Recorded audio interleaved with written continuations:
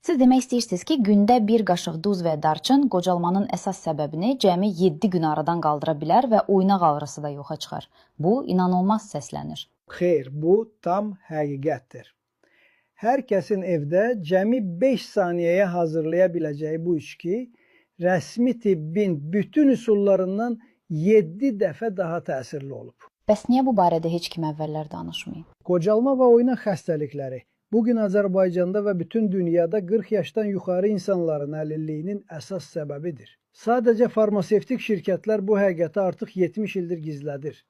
Onlar bunu bilirlər. Amma bu onlara sərf etmir.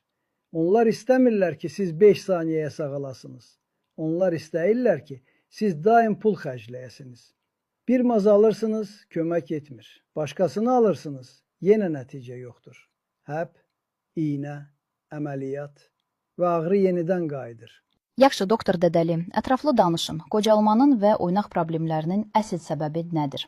Təəssüf ki, bugünə qədər sağlamlıq haqqında bildiyimiz hər şey tibbin böyük səhvi olub. Səbəb yaşınızda deyil. Bu yorğunluq və ya köhnə travmalar da deyil. Sizə inanılmaz gələ bilər, amma bütün bunların kökündə yalnız bir hormon, kortizolun balansızlığı nəticəsində yaranan kollagen çatışmazlığı dayanır. Kortizol nəzarətdən çıxanda bədən oynaqları bərpa etməyi dayandırır, qığırdaqlar aşınır, iltihablar xroniki hala gəlir. Maz, iynə və ya pəhrizlər kortizolu azaldırmır. Onlar sadəcə ağrını müvəqqəti gizlədir. Duz və darçın sehr deyil. Onlar kortizola birbaşa təsir göstərərək qocalmanın kök səbəbini aradan qaldırırlar. Yəni demək istəyirsiniz ki, günah fast foodda, kola içkilərində və ya yaşda deyil, hormonlardadır. Bəli, tam olaraq belədir. Kortizol stres hormonudur. Onun səviyyəsi yüksək olanda bədən qığırdaqları bərpa etmir.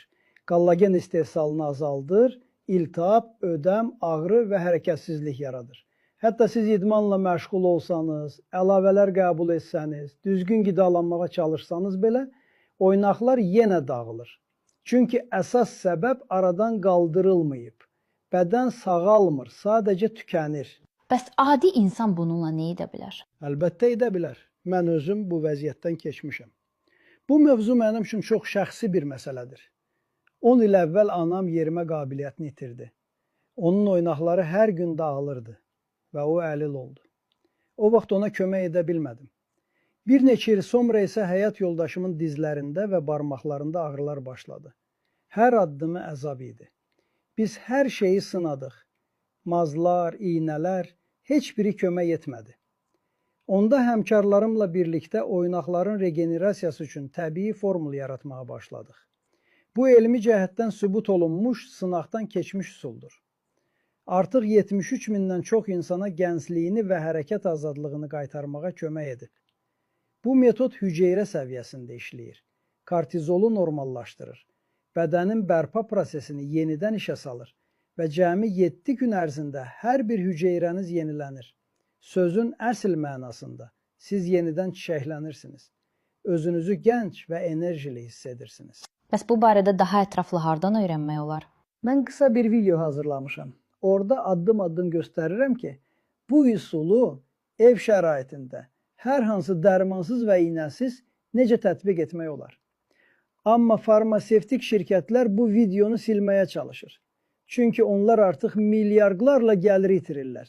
Çünki onların mazları artıq lazım deyil. Video yalnız 15 dəqiqə ərzində əlçatan olacaq. Aşağıdakı düyməni sıxın və indi baxın silinməmişkən.